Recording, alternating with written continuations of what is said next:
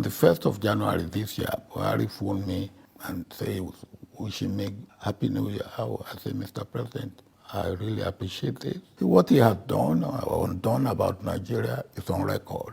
Even if you want to whitewash it, the amount of white paint that you will need to wash what is deeply black, and then you want to turn it to deeply white. It doesn't work that way. When newspaper reports came out of some of these were big acts that you did. And I'm just using an example where you went to the bomb blasts in Lagos. You visited. People didn't expect it. It was a gracious, big leadership act.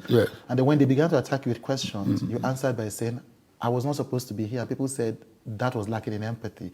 When you look back, do you wish you hadn't said something? I don't regret that. Right. Look, there's nothing in the Constitution that says when there's a blast, I should go there. Do you think you get enough credit for the revolutionary nature of the Oputa panel? For me, it achieved to a large extent what we wanted it to achieve. Right. And of course, one of the recommendations was that we should apologize to ourselves where we have hurt ourselves. But some people go on sanctimoniously, think that, oh yeah, they are perfect, they haven't done anything wrong. So if you do good and you get commendation from 10%, then you are doing as well as Jesus Christ has done for himself. Right. The God part, he said, those who are cursing you, pray for them. If they slap you on the left, turn to the right. I don't know if I will turn to the right, I will probably walk away. The charge of vindictiveness, what do you say to that? People have said it more than once. You know, Alami Esega has said it, Ibori had said it. No, well, these people, let them give you chapter and verse. President Bola Tinubu said when he was governor of Lagos State, he has said this many times, that you frustrated his attempts at revenue and actually inspired him to now begin to generate revenue internally, that you wanted to cripple Lagos State. And no, that's absolute nonsense. Right. No. But what do you say to that charge? So is he that one that make him to have alpha beta? Huh? Right. So on the charge, you didn't answer that. Yes, it's a question for him to answer. Okay, it's a question for President Tinubu to answer about alpha beta. Third term, answered this a couple of times. Now, why don't people believe you when you say, when some people believe you, or many people believe you when you say, you didn't want a third term? Why does it keep coming up, sir? Why does it keep coming up when they even know that the amount of money spent for NEPA is not what Yaradua called it or what Buhari called it? If El-Rufai wants to look at our period in government from the role Ngozi played as Minister of Finance.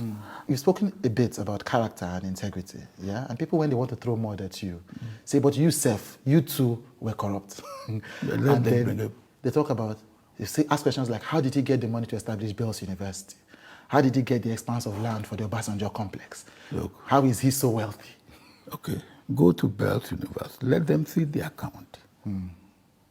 I started as a secondary school. If you go there today, what the Parents Association have done in that university, you won't believe.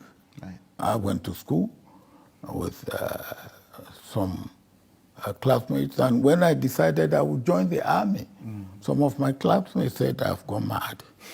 And in a way, you could agree with them. And at that point in time, the army was not a glamorous place for anybody to go.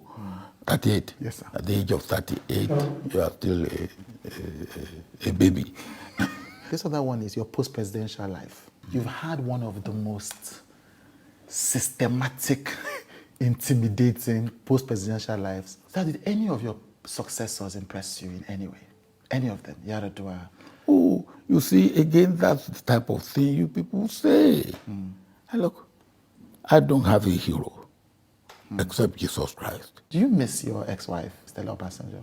Do you miss? Yes. No, she was a wonderful woman. And to do the job that I had to do, the way I had to do it, I needed the peace of mind, the peace at home. He gave me that peace of mind and that peace at home. And that was very important. It was very important. Why was Peter Obi so important to you? And seeing what you've seen, do you think that yourself and your comrades and colleagues in the military stepping into governance from the early 60s as you guys did, do you now believe that to have been an awful mistake?